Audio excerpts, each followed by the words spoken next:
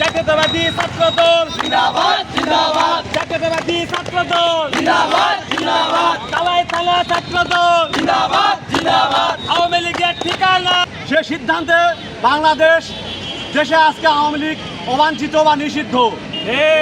আগামীকাল বাংলাদেশ দেশে আওয়ামী লীগের যে প্রতিষ্ঠা বার্ষিকী, এই প্রতিষ্ঠা বার্ষিকী বাংলাদেশ জাতীয়তাবাদী দল সিদ্ধান্ত নিয়েছে তাদেরকে কোনো জায়গায় প্রতিষ্ঠা বার্ষিকী তো দূরের কথা, তাদেরকে ঘর থেকে বের হতে দেওয়া যাবে না।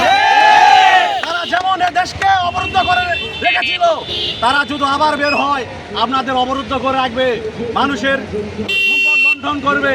আমরা চাই না বাংলাদেশ আওয়ামী লীগ আবার ফিরে আসুক।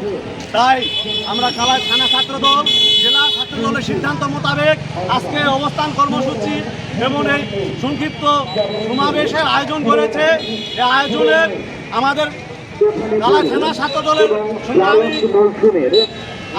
সদস্য, থানা জেলা কমিটির অন্যতম সদস্য নাইম, আমাদের ছাত্রদলের রবি ভাই সহ বিভিন্ন ইউনিয়নের নেতৃবৃন্দ ও আমার প্রান্তীয় ছাত্রদলের সবাই উপস্থিত আছে।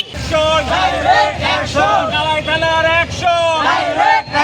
জাতীয়তাবাদী ছাত্রদল জিন্দাবাদ জিন্দাবাদ, কালাই থানা ছাত্রদল জিন্দাবাদ জিন্দাবাদ, আওয়ামী লীগের ঠিকানা হবে না, ছাত্রলীগের ঠিকানা হবে না, যুবলীগের ঠিকানা হবে না। অ্যাকশন অ্যাকশন ছাত্রদলের অ্যাকশন, কালাই থানার অ্যাকশন।